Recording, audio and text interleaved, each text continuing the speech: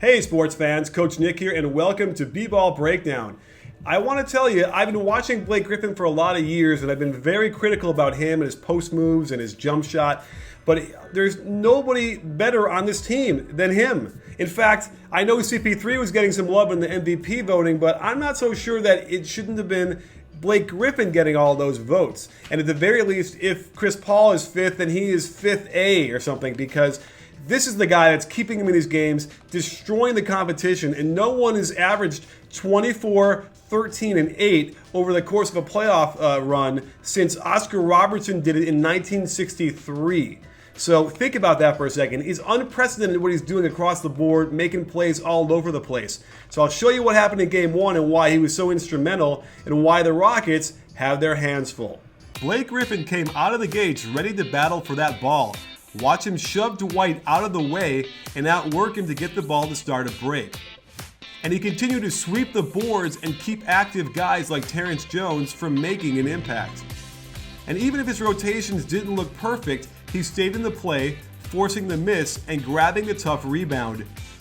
Even if this ended up in a turnover, so what? He's more than making up for it. Now, let's talk about his assists. We've all seen the nice lobs to Jordan, but watch the good vision to face up in the post and check out how DeAndre just manhandles Dwight down low for position and the score. Without Chris Paul, the Clippers turned to Blake to initiate their offense, which he did beautifully. Watch how he calls the play, they get pistol action with a pin down into a dribble pitch. He also exposed some Harden problems on defense by getting to the post, facing up to see the floor, and hitting Matt Barnes on the beautiful cut when Harden fell asleep. The Rockets tried mixing it up with some double teams in the post, and more Harden-ish on the defensive end as Matt Barnes gets all the way to the left lane line before Harden realizes where he is. The Clippers broke into the chin series out of the Princeton offense, something assistant coach Armon Hill knows all about.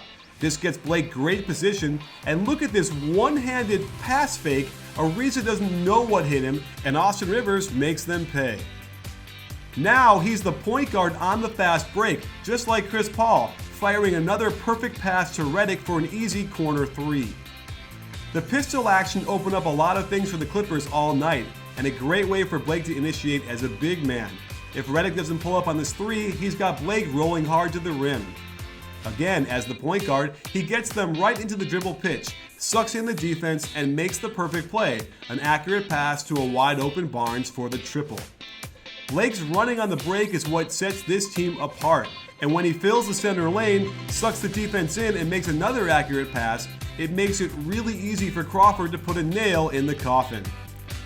Let's jump to his scoring.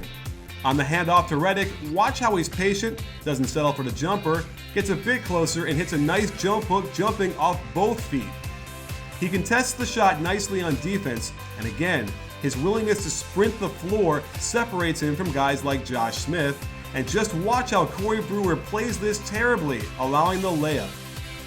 With DeAndre Jordan in there, he can afford to leak out a little bit in the transition, where he's one of the most devastating finishers in the NBA. Out of horns, the Clippers run twist, where Crawford comes back for a second ball screen. Just watch this ridiculous behind-the-back pass fake before laying it up. My goodness. You always need to be careful of the lob when Blake is out there, and this great spin move gets an opening. The Matt Barnes pass is off, but watch Terrence Jones completely give up on the play, indicative of all the Rockets all night. And when they needed it, Blake went down low and just abused Josh Smith on this power spin move and strong finish. Being a willing passer from the post is what makes him so difficult to guard. His handoff to Austin Rivers drags Dwight away, and this is a very easy shot for him. And the bottom line is, if they don't double him when Josh Smith is guarding him down low, it's going to be a serious problem for the Rockets defense. And the perfect example of how Harden didn't seem to care about their possessions is this terrible behind-the-back pass off the pick and roll. And watch Blake be the point guard / locomotive on this break. Harden foolishly doesn't take the foul and gives up the and one instead. Sports fans, I'm happy to have Kurt Lowe coming on the show with us right now. He is a personality that calls into SiriusXM all the time and has some terrific insights that are both very astute and hilarious on the Rockets. So, Kurt Lowe, thanks for joining us. I'm glad you could kind of jump on with us. Tell us, what did you think about the effort last night from the Rockets? Oh, man, it was just disgraceful. I've never seen one team with so much less effort, no coaching. It was just very pitiful to watch. James Harden, I mean, if you're a superstar, you show up in big-time moments. And what I seen yesterday night was just just disgraceful. I can't say no words. I mean, every Rocket fan feels the same way, Nick. And I appreciate you having me on your show, man. Big fan of yours. Hey, my pleasure. Glad you could be here. Talk to us a little bit about, was there anything positive you could take from last night's game? We had 23 turnovers, but we were close in the fourth quarter. So that's a good sign to me. We got out rebound, we got out assist. It was just all around bad performance, and we still were in the game. So even though CP3 was out, the thing is that the Clippers, they're just a bad matchup for the Rockets. A lot of people don't know that. Even though we split the series 2-2, they just run on every play. Their transition offense is one of the best, and the Rockets have one of the worst, and I mean worst, transition defense in the game. Well, what do you think? Are they going to be able to pull this series out? It's all depending on James Harden. If James Harden wants to be a superstar, instead of worrying about his free throws and worried about passing. I mean, I get it. We got to pass to get it, but we're talking about the playoffs. We're talking about the finals.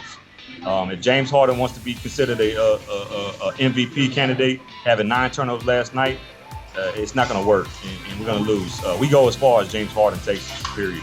I mean, and how do you explain that? He looked a little disinterested in the beginning there. It didn't seem like he wanted to be there. How does that happen? My opinion is the coach's responsibility. He's got to hold these guys accountable. Do they want to play or do they not want to play? If not, sit them on the bench, give him a lesson. And that's been the problem with Mikal all year. There's a reason why they ranked him 14th in ESPN rankings when it comes to coaches, even though he's got the second best record in the West. There's a lot of things I see that are just very, very wrong. Like going to small ball. Terrence Jones only played, 16 minutes? And you got Capella. Nobody has a scouting report on this guy Capella, but this guy Capella can play. He reminds me of the next Ibaka when it comes on defense. And if you ever seen him on the screen and rolls, he knows what he's doing when it comes to finishing at the rim. Okay, so you think that you should see some more Capella, more Terrence Jones. And I guess that means less of who's going to play less then? Oh, absolutely, Nick. I would say what's his name, Josh Smith. If he can't guard Blake Griffin on the defensive end, you know what it is with Josh Smith, and man, I've always looked at him with LeBron James talent, and I don't want to say LeBron talent, not game, because people get that misconstrued when I say that. What it is, he jacks up shots and makes dumb plays at times and just want to bang your head on the wall, Nick. And I mean, every time I see his passes, sometimes it's like, why did you make that pass? Why did you make the rebound? Why didn't you go after that last shot attempt that was at the rim? You know what I mean? It's one of those like Paul Gasol kind of scenarios where you see him block that one shot, but then their second shot, their second chance where he won't up the ball, he messes up. You know what I mean? It's like you got to show 100% effort or don't show up at all. That's how I look at it, Coach. I agree. I think that this is the playoffs, especially in the playoffs. You can't take any plays off. So some real fascinating stuff from you guys. And also, tell us, where can we find you on Twitter? I'm at SW Southwest H-Town, HTOWN 30. I love to talk about basketball. Anybody that's interested in talking about pure basketball knowledge, I'm with you. If you're coming on there just to brag about your team, please save it for Coach Nick, not for Kurt Lowe, please. All right. Well, Kurt Lowe, thanks for coming on the show. I appreciate it. Great stuff. And maybe we'll check in with you later on the series if they can get this thing righted. Absolutely, Nick, man. I really appreciate your time, man. You really a great knowledge of basketball. And if anybody doesn't know who Coach Nick is, man, I get most of my stuff from Coach Nick. So pay attention to him on Twitter. Well, thank you. I appreciate it. And we'll check you later. And we got to finish off the way we always do, which is don't forget, sports fans, at BBallBreakdown, we're not a channel, we're a conversation. You win. You win, Kurt Lowe? Yes, sir. I won playing with you, my friend.